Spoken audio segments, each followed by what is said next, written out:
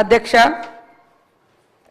ఈ తెలంగాణ పంచాయతీరాజ్ చట్టం 2018ని ఇక నుంచి సవరించుటకై భారత ప్రజారాజ్యపు 76వ సంవత్సరంలో తెలంగాణ రాష్ట్ర శాసనసభ ఈ కింది శాసనము చేసినది అధ్యక్ష. క్లాజ్ 1 ఈ చట్టమును తెలంగాణ పంచాయతీరాజ్ సవరణ చట్టము అని 2026 అని పేర్కొనవచ్చును అధ్యక్ష. అదేవిధంగా రెండవది ఇది 2025 నవంబర్ 1వ తేదీ నుండి అమల్లోకి వచ్చినట్లు భావించవలెను అధ్యక్ష. అదేవిధంగా తెలంగాణ పంచాయతీరాజ్ చట్టం 2018లోని 21వ సెక్షన్ యొక్క సబ్ సెక్షన్ క్లాజ్ 3తో పాటు దాని కింద గల విశదీకరణను వదిలివేయవలెను అధ్యక్ష.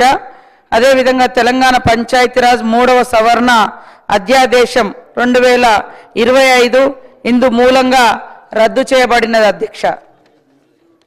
ఉద్దేశాలకు సంబంధించి కారణాలు ఈ సందర్భంగా తెలంగాణ రాష్ట్రంలో గ్రామ పంచాయతీలు, మండల పరిషత్తులను మరియు జిల్లా ప్రజా పరిషత్తులను ఏర్పాటు చేయుటకు మరియు దానికి సంబంధించిన లేక వాటికి అనుబంధమైన విషయములను పొందుపరచుటకు తెలంగాణ పంచాయతీరాజ్ చట్టం 2018లోని 5వ చట్టం చేయబడినది.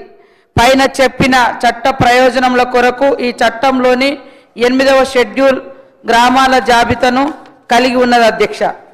1990లలో సంభవించిన జనాభా విస్ఫోటనం వలన ఆహార భద్రతకు ముప్పు వాటిల్లడమే కాకుండా పోషకాహార లోపము, నిరుద్యోగము, వ్యాధులు అదేవిధంగా తగ్గిన ఉత్పాదకత మరియు ప్రతికూల సామాజిక ఆర్థిక ఫలితాలతో సహా పేదరికంకు సంబంధించినటువంటి సమస్యలు ఈ జనాభా పెరుగుదలతో ముడిపడి ఉన్నాయి అధ్యక్ష.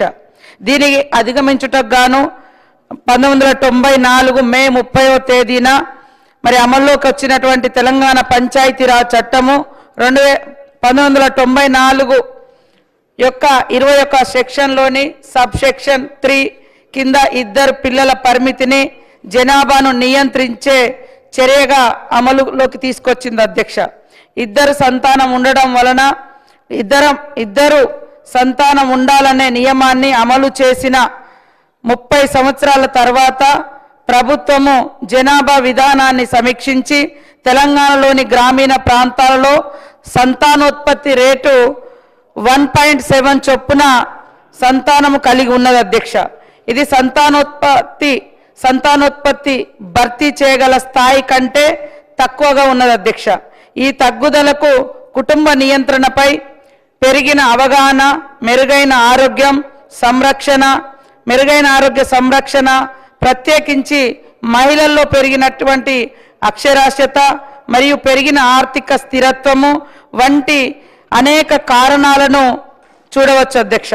మొత్తం సంతానోత్పత్తి రేటు 1.7 స్థాయిలో కొనసాగించడానికి అనుమతిచ్చినట్లయితే భవిష్యత్తులో ఇది తెలంగాణ రాష్ట్ర జనాభా ప్రయోజనాలకు ప్రతికూలంగా మారుతున్నది అధ్యక్ష. రాష్ట్రంలోని తర్వాతి తరాల దీర్ఘకాల భవిష్యత్తును దృష్టిలో పెట్టుకొని మరి ఈ యొక్క ప్రాముఖ్యతను పరిగణలోకి తీసుకొని మరి పంచాయతీరాజ్ సంస్థలకు ఎన్నికైన ప్రతినిధుల నుండి వచ్చినటువంటి అభిప్రాయాల ఆధారంగా సరైన భర్తీ రేటును 2.1 వద్ద కొనసాగించుట అవసరమని ప్రభుత్వం భావించింది అధ్యక్ష. తెలంగాణలోని గౌరవ ఉన్నత న్యాయస్థానం 2024లోని రిట్ పిటిషన్ నెంబర్ 2661లో 2025 సెప్టెంబర్ 30వ తేదీ నాటికి స్థానిక సంస్థలకు ఎన్నికల ప్రక్రియ పూర్తి చేయమని ఆదేశించింది అధ్యక్ష. తదనుగుణంగా రాష్ట్ర ఎన్నికల కమిషన్ ఎన్నికల ప్రక్రియను మొదలు పెట్టమని 2025 సెప్టెంబర్ 29వ తేదీన ఎన్నికల అధికారిక ప్రకటన జారీ చేయడం జరిగింది అధ్యక్ష.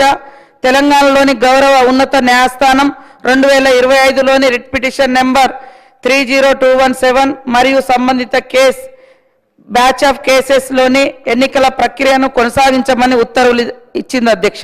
పై విషయాలను దృష్టిలో ఉంచుకొని గౌరవ ఉన్నత న్యాయస్థానపు ఆదేశాలను పాటిస్తూ ఎన్నికలు నిర్వహించుటకు గాను మరియు ఇద్దరు పిల్లల పరిమితిని కొనసాగించుట వలన కలిగే ఏవైనా కోలుకోలేని పరిణామాలను నివారించుటకు గాను జరగబోయే ఎన్నికలలో పైన చెప్పిన పరిమితిని తొలగించుట సరైనదని భావించి పైన చెప్పిన లక్ష్యాలను సాధించుటకు గాను పూర్తిగా పడిపోతున్న సంతాన సాఫల్యత రేటును మెరుగుపరచుటకు మరియు స్థానిక సంస్థల ఎన్నికలను నిర్వహించుటకు ప్రభుత్వము తెలంగాణ పంచాయతీరాజ్ చట్టం 2018లోని 5వ చట్టంలోని 21 సెక్షన్ యొక్క సబ్ సెక్షన్ క్లాజ్ 3ను తొలగించుటకు నిర్ణయించడం జరిగింది అధ్యక్ష.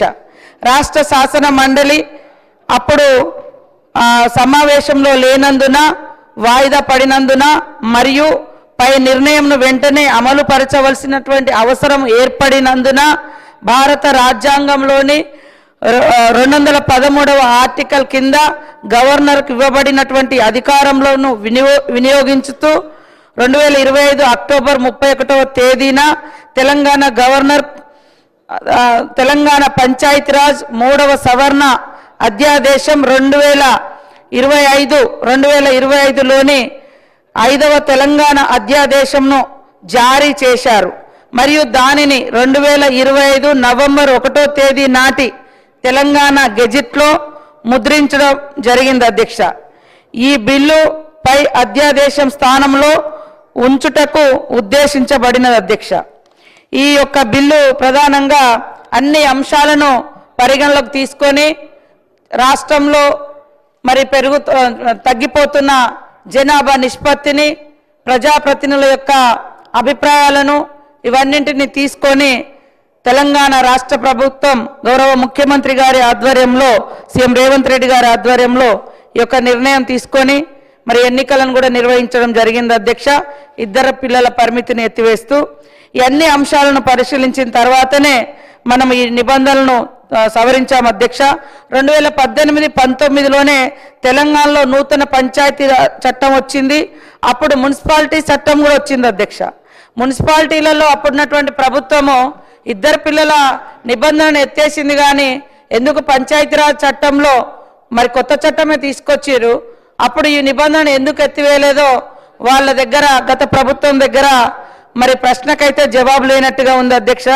కానీ వాళ్ళు మాత్రం మళ్ళీ ఎత్తేయండి మాట్లాడారు అధ్యక్ష.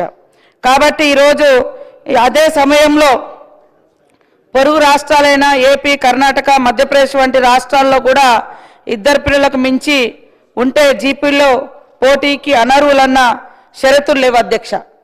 కాబట్టి గ్రామీణ ప్రాంత ప్రజల ఆకాంక్షలు, ప్రజల అభిప్రాయాలు, కోర్టు కేసులు, జనాభా తగ్గుదల వంటి కారణాలు ఇవన్నింటినీ దృష్టిలో పెట్టుకొని ఈ ఎలక్షన్లో పోటీకి ఇద్దరు పిల్లలు మించి ఉంటే మరి అనర్హులు అనేటువంటి నిబంధన తీసేసి